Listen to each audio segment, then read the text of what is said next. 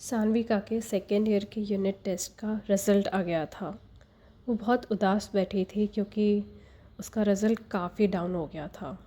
अपने कैंपस के बेंच में बैठ के बहुत गहरी सोच में थी। तभी उसकी एक दोस्त इशिता आती है और उसके साथ बैठ जाती है। उसको बोलती है, यार तू इतना टेंशन क्यों ले रही है? तुझे अभी भी इतने ही मार्क्स मिले जिसमें एक और इंसान पास हो जाए। और एक मुझे देख ले, तूने लास्ट मोमेंट पे जो मुझे समझाया था ना, वो सब लिख के आ गई। बस मैं तो पास हो गई। अगर तू नहीं होती ना, मैं पक्का से फेल हो जाती। तो तो ना बस टेंशन मत ले, ठीक है? तब सान्विका ने बोला, यार तू अच्छा कर रही है और आगे भी अच्छा करेगी, लेकिन पता नहीं मैं अपने पोटेंशियल के हिसाब से दे ही नहीं पा रही हूँ। पूरा दिन बुक्स के साथ बैठती हूँ लेकिन ऐसा लगता है मैंने कुछ पढ़ा ही नहीं। कंसेप्ट समझ नहीं आ रहे हैं, मेरे असाइनमेंट सबमिट नहीं हुए हैं। पता नहीं चल क्या रहा है, एकदम से प्रोक्रेस्टिनेट करना शुरू कर दिया है। समझ नहीं आ रहा है कि मैं करूँ क्या आगे।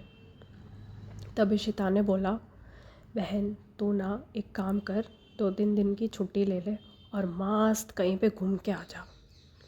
तब सान्विका ने बोला, यार कितना कुछ बाकी है, ऐसे कैसे छुट्टी ले लूँ। और यही सब बातें उन दोनों की चल रही थी और उसको ख़त्म करने के बाद सान्विका अपने रूम की तरफ आने लगती है। जब वो अपने रूम की तरफ जा ही रही थी तब उन्हें माधव मिलते हैं। माधव ने पूछा, क्या रही छोटी सखी, आज तुम्हारा चेहरा इतना उतरा हुआ क्यों है?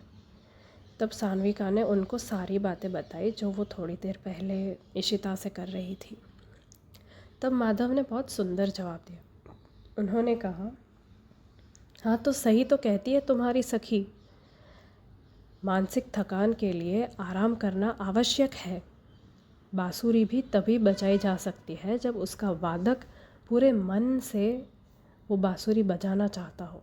अगर उसका मन नहीं है तो बांसुरी बजेगी कैसे?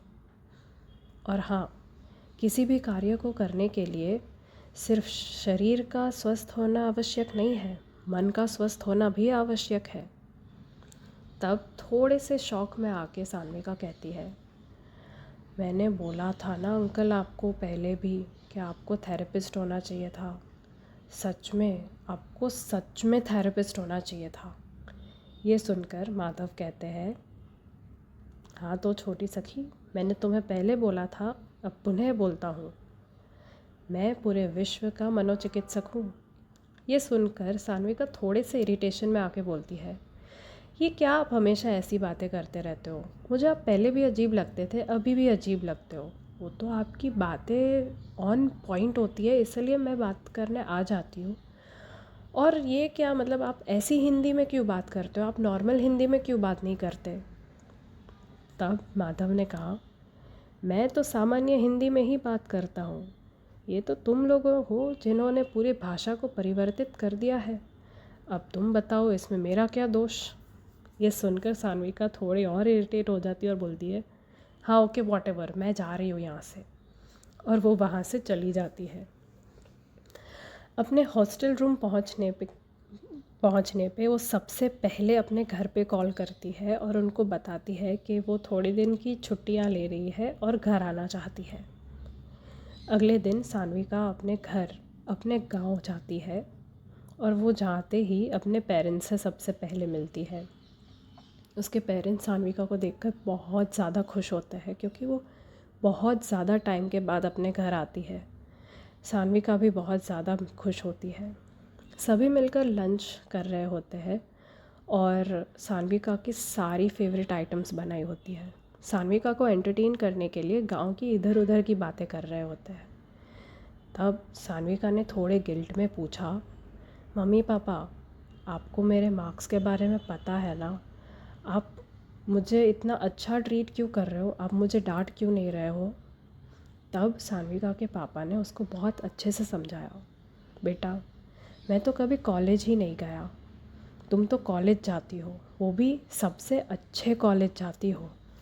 मेरे लिए तो बहुत बड़ी बात है। और सिर्फ उतना ही नहीं, तुम हमारी बेटी हो, मेरे लिए तो उतना ही काफ़ी है।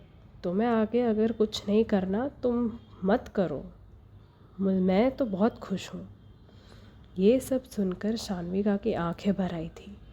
उसको रियलाइज़ हुआ कि वो आज तक जितना कर रही है, जो भी कर रही है, वो बहुत ज़्यादा सफिशिएंट है और इनफ है। उसके लिए ये वर्ड्स बहुत ज़्यादा कंफर्टिंग थे।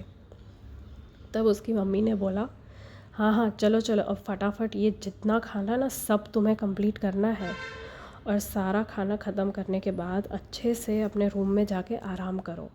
आराम करने के बाद शाम को तुम्हारे पापा के खेत जाएंगे, वहाँ सब बैठ के नाश्ता करेंगे, ठीक है? ये सुनकर सान्विका हंस के बोलती है, अरे मम्मी, अभी तो जस्ट लंच किया, अब अभी से नाश्ते की बात कर रहे हो? और सभी ने बहुत ज़्यादा मज़े किए। पूरे एक हफ्ते की छुट्टी के बाद सान्विका फिर से अपने कॉलेज आती है। इशिता ने जब सान्विका को देखा तो बहुत ज़्यादा खुश होती है और उसके पास आके बोलती है, यार तुझे कितना मिस किया पता है। कोई नहीं, तू फ्रेश हो गई ना, बस। और हाँ, तू ना पढ़ाई की तो बिल्कुल भी टेंशन मत ले, मैंने सारे नोट्स का जुगाड़ कर लिया है। तू ना शांति से पढ़, और एग्ज़ाम के एक दिन पहले ना मुझे भी ज़रा पढ़ा देना, ताकि मेरा भी थोड़ा पास होने का जुगाड़ हो जाए, ठीक है? और ये सब बातें चल ही रही थी कि उनकी क्लासेस शुरू हो गई। सान्विका ने हर दिन सारे क्लासेस पूरे कंसंट्रेशन से अटेंड किए, सारे असाइनमेंट सबमिट किए, और फिर एक बार सेकेंड ईयर में अपने बैच में उसने टॉप किया। So guys, thank you so much for watching this video. Let me know how do you feel about this, and बने रहिए इस जर्नी में जहाँ शान्विका धर्म के बारे में सीखती है। Thank you so much for watching.